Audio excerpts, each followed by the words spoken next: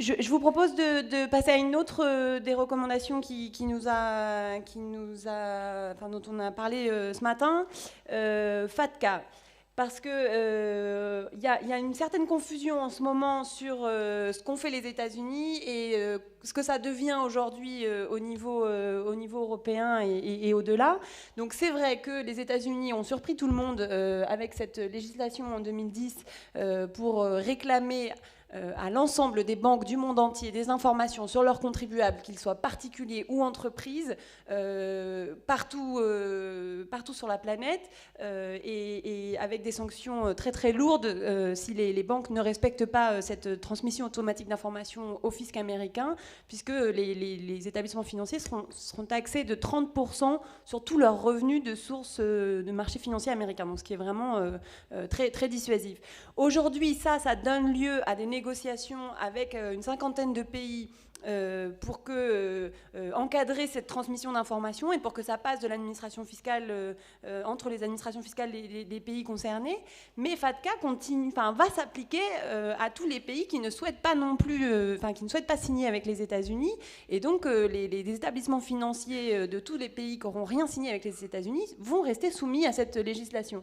Et donc aujourd'hui, quand en France ou en Europe on nous parle d'un FATCA à la française ou à l'européenne, en réalité on est en train de parler d'accords bilatéraux ou peut-être un jour multilatéraux d'échange d'informations automatiques, mais on n'est pas encore en train de parler d'une règle similaire qui nous permettrait de récupérer toutes les informations sur les comptes des contribuables français ou européens dans les autres pays. Et quand on voit la difficulté qu'on a aujourd'hui encore à convaincre le Luxembourg et l'Autriche de faire de l'échange automatique d'informations, alors que ça fait plus de 10 ans qu'on leur demande, et alors on espère que c'est leur dernier barreau d'honneur, mais c'est pas encore complètement gagné, et en tout cas pas sur la même base que ce que les États-Unis ont obtenu pour l'instant.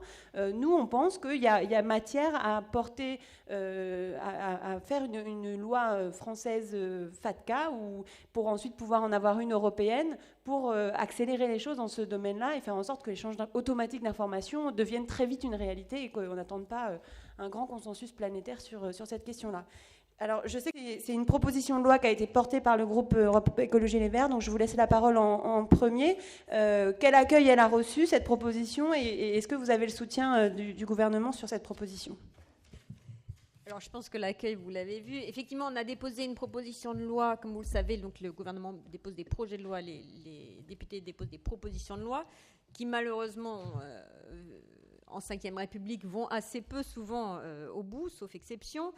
Le député Yann Gallu a aussi fait une proposition de loi dans ce sens, pardon de le dire à la tribune, mais pas aussi ambitieuse, on va dire, que celle qu'on a déposée.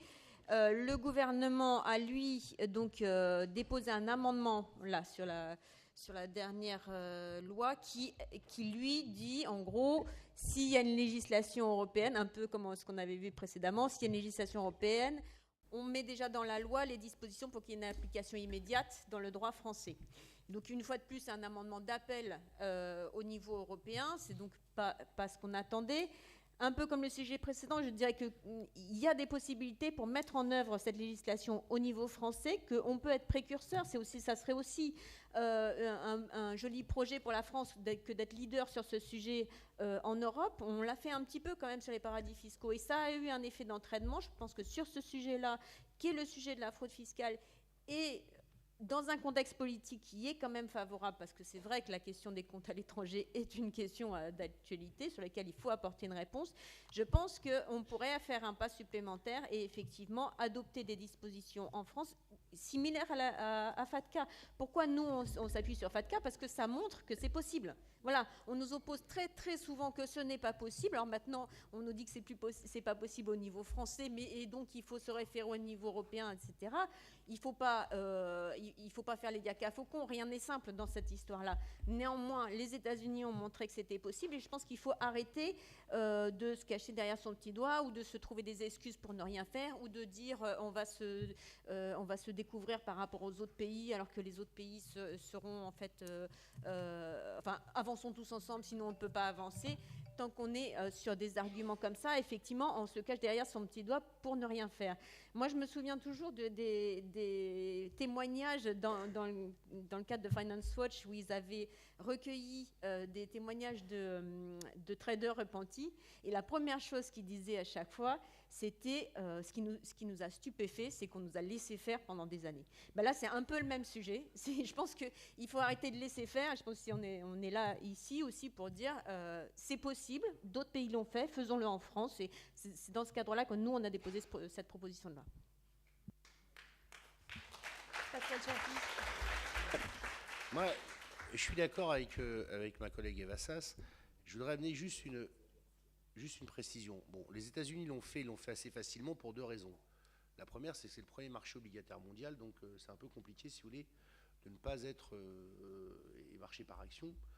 C'est pas pareil que l'Europe, où c'est plutôt au type de finance, donc c'est un peu compliqué, si vous voulez, si vous ne voulez pas travailler sur le territoire américain quand vous êtes dans le domaine de l'industrie de la finance. Bon. Deuxième élément, c'est un État unitaire. Donc c'est beaucoup plus facile de le faire. Troisième élément, parce qu'ils ont leur propre paradis fiscal qui est déjà intégré chez eux, qui est le Delaware. Et ça ne leur pose pas de problème que ce soit, d'ailleurs vous l'avez relevé, le deuxième paradis fiscal jusqu'après le Luxembourg pour l'accueil des filiales offshore des multinationales européennes. Bon. Mais eux, ils ont un intérêt objectif, c'est qu'ils veulent récupérer de la matière imposable, notamment chez les particuliers, et donc et aussi chez les multinationales. Et donc ils ont fait ça en expliquant en gros aux autres que s'ils faisaient pas comme ils voulaient, eh ben, ils ne pourraient plus bosser chez eux, que ça leur coûterait très cher. Bon. Ils ont raison de faire ça. Et ça aide. Bon. Nous, on a une difficulté qui est la suivante en Europe. On va se dire les choses franchement. Le Luxembourg, la Suisse et l'Autriche, on va y arriver. On va y arriver. Pourquoi ? Parce que la France et l'Allemagne, c'est notre chance, n'ont pas de paradis fiscal intégré. C'est pas Andorre, Monaco. Donc, bon, on va y arriver. Mais là où ça va être dur, ça va être avec la City, avec les Anglais. Parce que la première plateforme offshore du monde, 45% des paradis fiscaux et la plateforme offshore, c'est la City et tout le réseau des anciennes colonies britanniques qui sont dans un mouvement ensemble. Bon. Donc là, les Anglais, ils sont bien contents, ils sont d'accord avec les Français et les Allemands pour qu'on aille faire la peau des Belges, des Luxembourgeois, des Autrichiens et des Suisses qui sont orgueilleux. Mais alors après, quand il va falloir dire la City, on va rentrer dans des contradictions beaucoup plus importantes parce que c'est structurant chez les Anglais, cette affaire-là. Enfin, quand on étudie l'histoire de la financiarisation et du développement du capitalisme financier transnational, c'est parti de la volonté de la Banque d'Angleterre de redonner la prééminence à la City perdue après la Seconde Guerre mondiale, donc de développer le marché des euro-dollars, donc de refaire de ça. Donc là, on a un combat majeur qui ne va pas être sans difficulté. Alors, une fois dit ça, ça ne veut pas dire, je ne dis pas ça pour dire qu'il ne faut rien faire, mais pour renforcer ce que disait Mathilde et Eva, c'est que je pense que le consensus au niveau européen, on n'aura que sur des bases minimum au départ. Bon. Donc il faut faire deux choses, travailler pour la construction d'un consensus européen, mais donner l'exemple chez nous d'abord. Voilà. Et ça n'est pas incompatible. Et je pense que cette bataille ne sera pas menée au niveau de l'intergouvernemental, elle sera menée parce qu'il y aura un vrai mouvement d'opinion en Europe, aussi en Angleterre. Donc il faut qu'il y ait des pays qui donnent l'exemple, qui montrent la voie, qui montrent que c'est possible pour donner des points d'appui aux autres, notamment en Angleterre, pour se battre. Parce que je ne mets pas sur le même plan le comportement de la City, le comportement des élites politiques dirigeantes anglaises et du business anglais et celui du peuple britannique, qui lui peut être réceptif à ce combat-là, parce qu'il y a aussi beaucoup d'ONG qui sont très vivaces en Angleterre, qui mènent ce combat. Et donc voilà, je pense qu'il faut articuler les deux. Et je voulais faire cette précision pour dire qu'au contraire, il faut deux fois plus donner l'exemple pour donner des points d'appui. Merci. Je vais donner la parole à Marine-Noëlle Lienemann qui doit partir rapidement. Je voulais juste signaler un point, c'est que pour nous, on l'a dit dans la discussion aujourd'hui à différents moments, mais c'est vrai que toutes ces questions sur l'échange automatique d'informations, c'est aussi important de savoir comment et à quel point ça peut bénéficier aussi aux pays en développement. Et imaginer des standards qui ne vont pas servir que les États-Unis ou les pays européens, mais aussi qui puissent répondre aux intérêts et aux besoins des pays en développement. Alors là c'est FATCA que par le mode de calcul de base de l'impôt, sur quelle est la base de fiscalité. Hein, et d'ailleurs, vous faites des propositions très détaillées sur ce sujet. Mais je voudrais dire un mot sur le fameux droit de suite et FATCA. L'échange automatique d'informations en particulier. Je suis d'accord avec Pascal globalement sur la nécessité d'un rapport de force, mais j'observe que le poids des États-Unis a quand même fait bouger même la Grande-Bretagne, hein, puisqu'ils se sont mis d'accord sur un certain nombre de... C'est d'ailleurs assez dramatique de voir que les États-Unis ont plus d'influence que la volonté de construire une Europe unie. Mais bon, c'est un autre sujet, soyons pas d'une naïveté confondante, telle est la réalité. Donc, moi, je crois qu'il faut une loi française, et je pense qu'il faut commencer. Moi, je n'ai pas eu le temps, honnêtement, de regarder le projet de loi, enfin, la proposition de loi parlementaire du groupe écologiste. Mais en tout cas, nous, au Sénat, on a décidé qu'on allait demander un travail exhaustif de réflexion sur comment on peut mettre en place un FACTA en France. Donc, on va lancer ce travail avec nos administrateurs et je pense que dans le rapport qu'on va faire sur les banques, l'obligation d'information. Alors, quand on avait demandé à Bercy en audition quels arguments ils avaient contre, le premier argument, c'est qu'ils nous disent qu'en l'état actuel de l'Union, si la France décide cela, il faut qu'elle renégocie toutes ses conventions fiscales avec l'ensemble des pays du monde. Ben, j'ai dit chiche.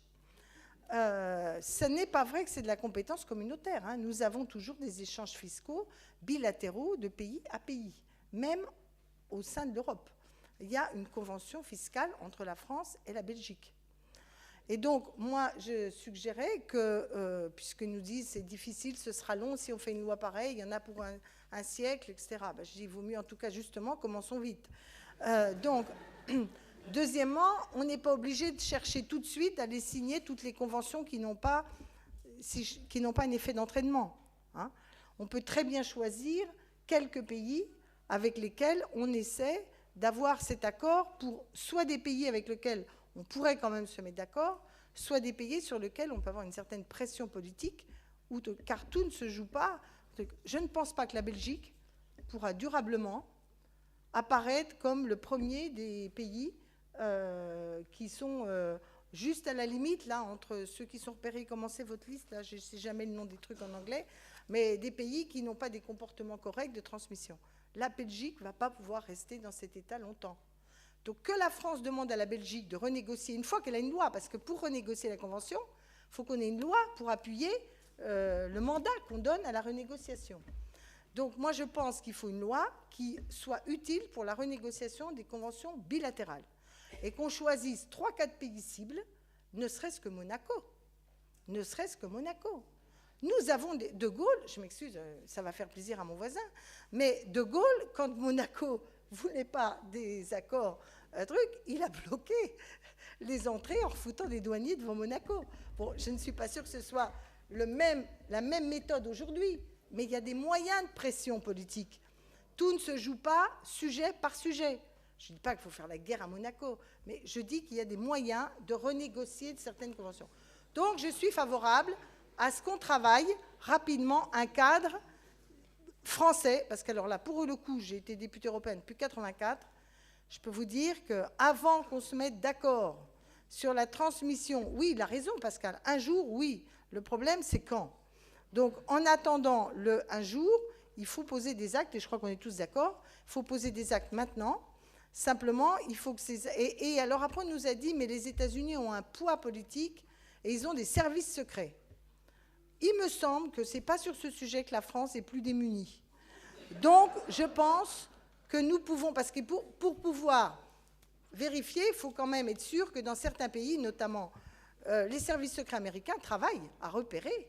Ils travaillent à repérer les fraudeurs fiscaux. Ils les débusquent, ils les dénoncent. Et si on choisit un certain nombre de pays où on sait qu'on pourrait avoir une certaine influence d'information, on n'est pas obligé de les lister que ceux-là, parce qu'on va être vite vu, mais il me semble qu'on pourrait aussi avoir un peu de pragmatisme dans cette affaire, hein. Donc moi, je n'ai pas vu le projet de loi, mais je suis preneur, car de toute façon, nous souhaitons travailler techniquement, dès la loi de finances, à des amendements poussant à la mise en place d'un système à la FACTA, vu de la France, pour avancer dans ce dossier-là. Et deuxième chose, et je termine là-dessus, on a des coopérations possibles qu'on appelle dans le jargon européen des coopérations renforcées. Je ne vois pas pourquoi, même si c'est un acte politique symbolique, la France ne ferait pas la proposition à l'Allemagne et à quelques-uns des pays qui ne sont pas les plus réticents de faire une coopération renforcée pour ce mécanisme-là, car il y a aussi des dynamiques politiques qui ont leur poids à terme dans le rapport de force mondial. C'est la fait.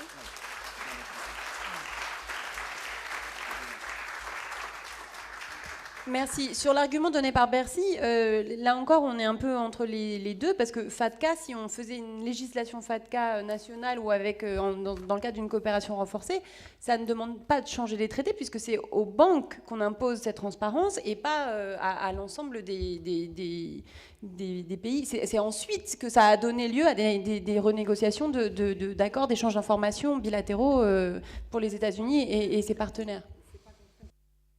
Sauf qu'il faut être honnête, la position de la France vis-à-vis des banques n'est pas la même que celle des États-Unis. Et c'est vrai. Non mais attendez, j'y suis totalement favorable, donc je peux vous prêcher un convaincu. Mais ce que je veux dire, c'est que Marie-Noëlle Lienemann a totalement raison, c'est un problème de rapport de force politique. Il y a un moment donné, il faut savoir ce qu'on veut.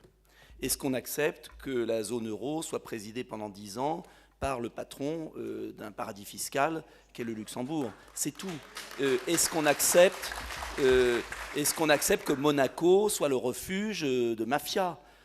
Toujours. Est-ce qu'on accepte de laisser les mêmes juges dans le PACA? Je relisais le rapport Montebourg-Payon qui expliquait que des juges restent 40 ans, font toute leur carrière entre Nice et Marseille. Est-ce qu'on l'accepte? On continue. Donc je veux dire qu'à un moment, on peut tout faire, on peut multiplier les amendements, vous pouvez bosser, on peut bosser, se faire élire, faire des discours, mais il faut reconstruire un État. C'est tout. Et on peut faire des choses. Le rapport de force entre la France et le Luxembourg, la France et le Monaco, on a la capacité. Alors, je ne dis pas qu'on peut raser gratis demain matin, attention. Je dis simplement que je pense qu'il faut une loi française pour marquer le coup, parce que chaque pays regarde l'autre. Deuxièmement, on a la chance historique d'avoir des grands pays d'Europe en pénurie fiscale, l'Allemagne et l'Angleterre. Cameron, contrairement à ce qu'on dit, et les parlementaires britanniques, j'étais à Londres, on les a rencontrés, ont une volonté politique très forte. Sur FATCA, ils ont obtenu de Jersey, Guernesey, etc., la transmission au fisc britannique de ce que demandait l'administration américaine. Et ce que je regrette, je le dis, j'ai reçu lundi, on a reçu avec Alain tous les grands de Bercy, et on a appris un truc incroyable, alors je demande à creuser, c'est que je leur dis, mais vous êtes en train de négocier FATCA avec les Américains? Oui. Je dis, mais on demande bien aux États-Unis la réciproque. Eh bien, figure-toi, c'est pas la meilleure. Il baisse la tête et il me dit, ah oui, mais il y a des choses que le Congrès refuse. Ben, je dis, vous n'allez pas signer quand même un accord déséquilibré? Ah ben oui, mais qu'est-ce qu'on peut faire? Voilà l'état mental de l'administration française et de la France. Non mais je parle franchement, c'est-à-dire que vous trouvez face à des gens pour qui c'est normal de signer un accord déséquilibré. Les bras nous en sont tombés. J'ai dit, mais vous en avez parlé au pouvoir politique, alors j'imagine. Mais il y a un moment où on a la chance d'avoir une négociation en ce moment. On a la chance d'avoir des leviers. On a la chance d'avoir des États à court de recettes fiscales. On a la chance d'avoir le Luxembourg et la Suisse qui sont en train de brinque-baller. Il faut forcer l'avantage. Et il ne faut surtout pas passer par l'Union européenne. Surtout pas. On a été voir les commissaires, les inénarrables commissaires. À 28, vous n'y arriverez jamais. Ça va être le serpent de mer. En revanche, il y a une démarche qu'a commencé le gouvernement, qui est le groupe des 5, c'est-à-dire Angleterre, France, Allemagne, Italie, Espagne. Ce groupe des 5 a reçu le renfort de, je crois, 7 pays ou 12 pays. Il est fondamental de faire une démarche, j'allais dire, à 3 ou 4 pays. Et si la France et l'Allemagne, ne serait-ce que la France et l'Allemagne, disent à partir de demain, nous allons faire pression sur les banques qui ne pourront plus exercer à la bourse, parce que c'est ça, les États-Unis ont menacé d'interdiction, c'est du rapport de force. Nous sommes dans des procédures juridiques quand les autres sont dans des rapports de force politiques. Donc on perdra tous les coups. Il faut donc reprendre un système d'État à État, et après, les institutions européennes suivront, parce qu'il ne s'agit pas de négliger ce point qui est fondamental aussi. Mais il faut une loi française, un accord d'État à État, et ensuite une procédure de l'Union européenne. Et là, on peut faire sauter le système et mettre l'échange automatique de données. Mais attention, si on signe, il faudra demander au ministre tout à l'heure, je ne sais pas si vous lui poserez des questions, moi je ne peux pas rester malheureusement, mais il faudra lui demander qu'est-ce qu'on va signer, qu'est-ce qu'on signe aujourd'hui? Parce que si on commence à signer des accords déséquilibrés, vous aurez plus d'influence que moi. Donc, je vous invite à y aller fort. On a tous les trois voté non au TSCG. Bon, oui, je sais qu'on est un peu minoritaire. Bon, on est un peu minoritaire dans cette salle, mais la pensée unique est beaucoup plus forte dans le vrai hémicycle. Mais sachez qu'en tout cas, on a une occasion historique. Il ne faut pas passer à côté.